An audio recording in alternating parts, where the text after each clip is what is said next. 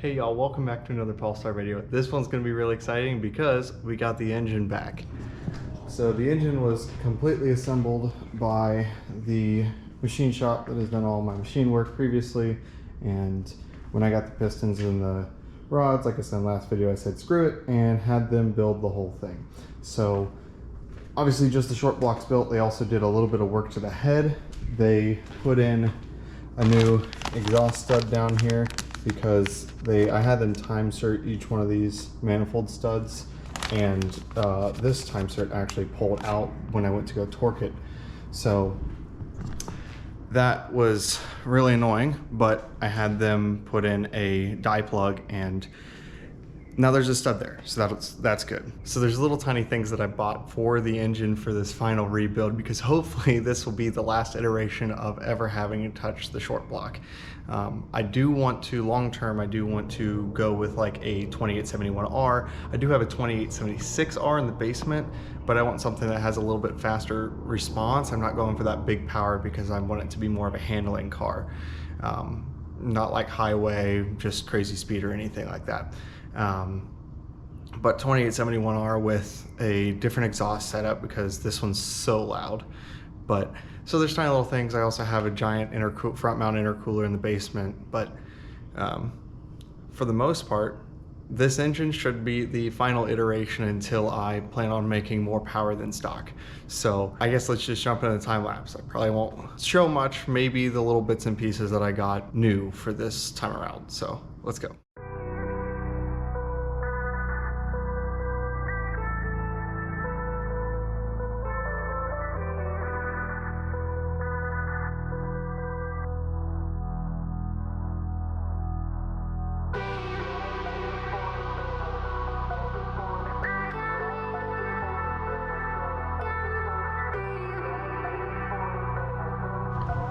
All right, so after that short little time lapse, it's a new day, and I got the head completely on, which I don't think the last little bit was captured in the time lapse, but everything's on. I still got to put on the front cover and a whole bunch of other tiny little bits, but the big thing is the valve cover. So I obviously had painted it previously.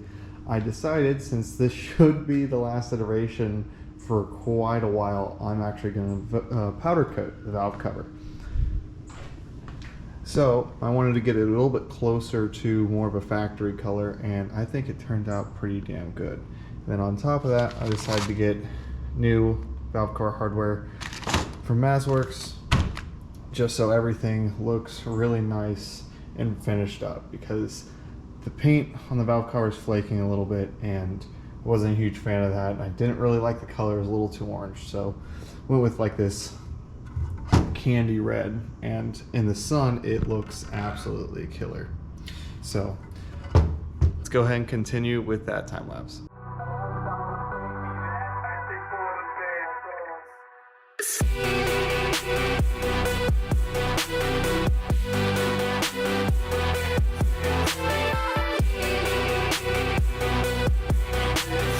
Well, it's been a couple hours since I picked up the camera, and check out what I got done.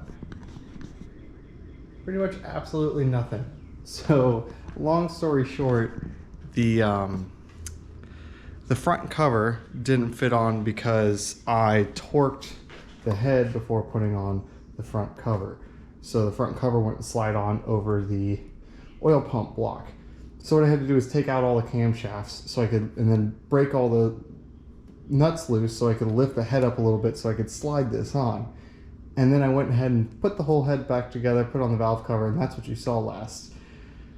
And then I went to go turn the motor over to put the oil pan on, and I may or may not have forgot to torque the head studs. So I had to, off camera, I took apart the entire head again just so I could torque the studs. And now we're back to the same spot, and we can actually start making more progress again. So I'll put on the oil pan and a whole bunch of different parts around the engine, and maybe even put the transmission on. So let's do it.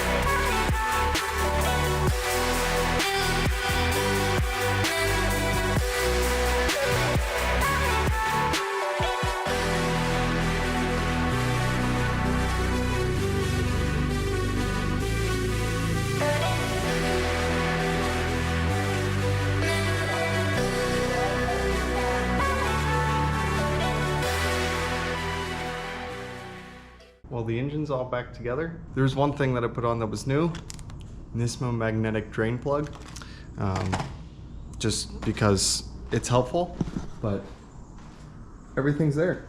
So, well, obviously except radiator and intercooler, but besides that, suspension still has to go back together. But outside of all that, she's ready for first start. So let's see what happens.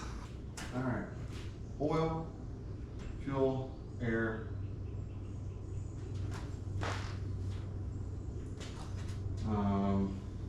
Electrical. Oil level's good. Exhaust is hooked up. Battery's on. Let's see what happens.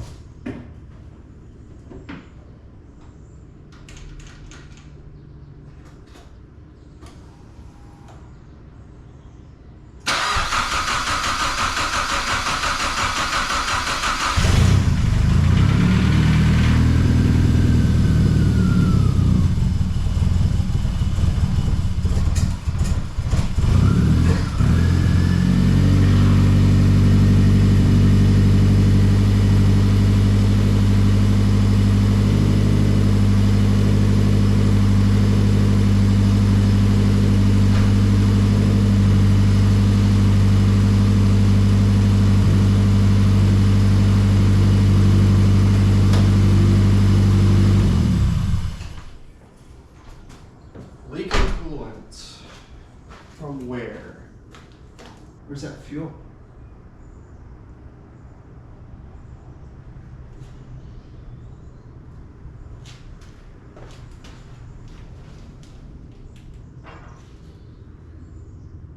Oh, that's fuel. What about the fuel leak down there? That wasn't there before. It's leaking from the return line. I didn't touch the return line.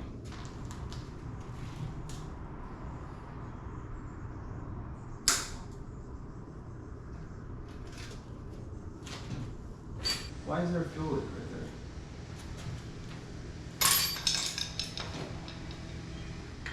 No, that's not return, that's feed. Now let's see if we're good. No, the car starts. So that's the important thing I was worried about.